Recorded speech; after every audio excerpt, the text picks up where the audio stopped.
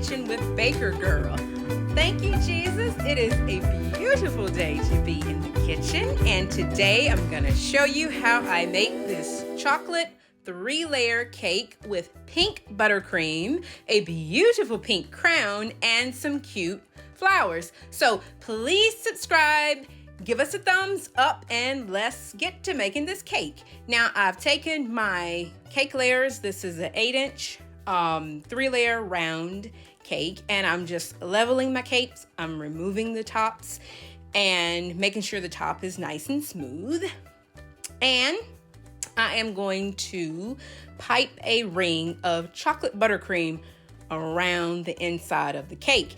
This is known as a buttercream dam, and what it does is it prevents your filling from oozing out, and it also makes sure that your cake, when you add a top layer, your layers will always be even because you have an even edge of buttercream around the outside ring, and that helps to support your middle cake layers.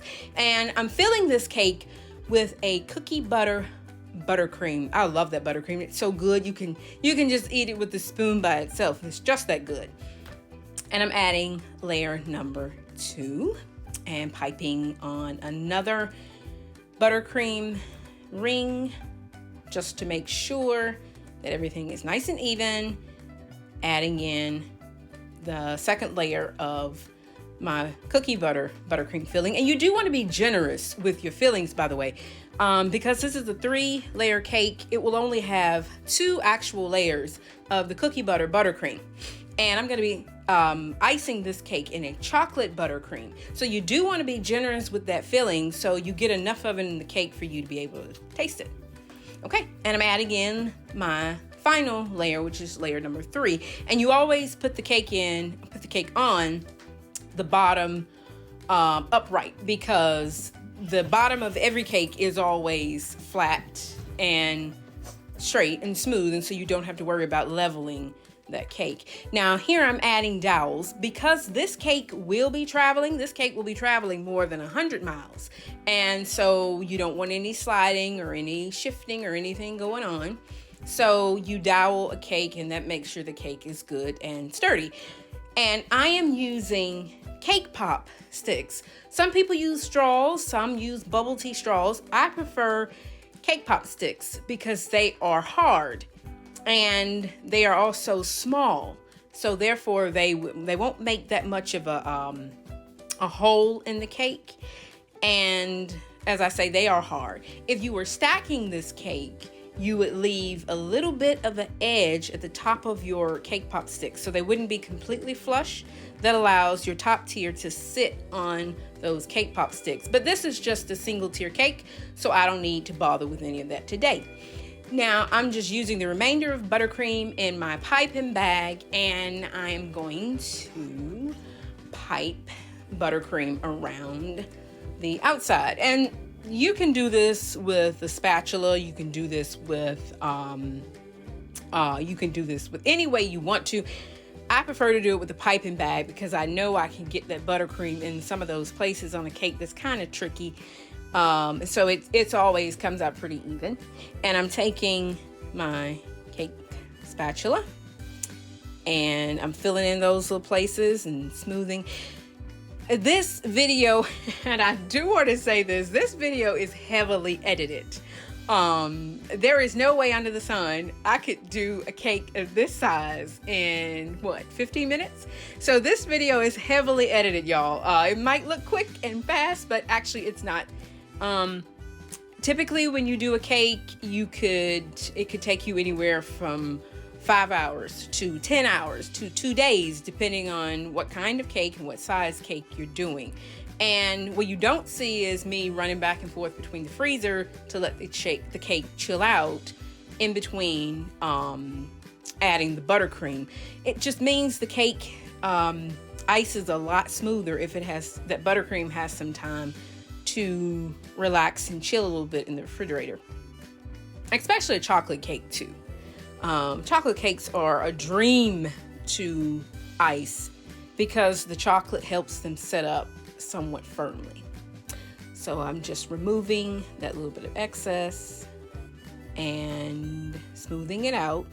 The smoother your coats of buttercream are, the more polished and professional your cake will look when it's done. And I am going to transfer this cake. This cake is actually sitting on an 8-inch round, and I'm going to transfer it to a 10-inch round. Now, you can put the cake on the 10-inch round without the 8-inch, and you can do it that way, but it gives your cake more stability if it's on 2 boards versus 1 board. And then she will be heading off back to the freezer to chill. And now I am applying the final coat of buttercream. And because I did fill this cake with the chocolate buttercream, I want to make sure I apply a good amount of chocolate buttercream to the outside, just to make sure you get that full, rich chocolate flavor. You got a chocolate cake, you got the chocolate buttercream, you know it's going to be good. And you want to make sure you get enough of it on it. So I'm just tidying up the edge. You want to make sure you do this so that none of this chocolate is ever visible on the outside, because we're going to cover it with a pretty pink vanilla buttercream. And so just tidy up that edge. And a neat cake is always a whole lot better. So she goes off to the freezer to chill. And I'm taking a small portion of my vanilla buttercream. And I'm going to take out a small portion and add a few drops of my pink gel food color to this small portion. I'm going to mix it. I'm going to make sure I'm happy with the color. And then I'll add this very deep pink to the remainder of my vanilla buttercream. That way you don't over mix it. Lots of mixing and all that. You're working your buttercream, and you want to avoid that as much as possible. So add a generous amount to the top, and working top down with these kind of cakes are easier than working from the bottom up. You can also flip the cake over and ice it like this, and then add a piece of parchment paper to it, and then flip it over on a board, and that'll give you a very flat, even top. And I do that on some cakes, but for this cake, since it has chocolate buttercream underneath and chocolate sets up very smooth and very firm, that wasn't really necessary for this cake. And I'm just smoothing it out. And like I always say, it looks like you're adding a ton of buttercream to a cake, and you are, but most of that will be smoothed away. Your cake spatulas will remove any excess on a cake that's not necessary. So don't worry about adding too much. Now here I am taking another small portion of my vanilla buttercream, and I'm adding in a few drops of violet gel food color, and just a few drops will give you that pretty lavender lilac color that I want, because I really wanted this cake to be like a pink and lavender theme, because I thought that was really pretty. So I'm happy with that. And I'm filling a piping bag, and I do have a coupler on my piping bag before I add my piping tip. That way, if I don't like that design that's coming out, I can easily change it, and I don't have to go back and, fill another piping bag.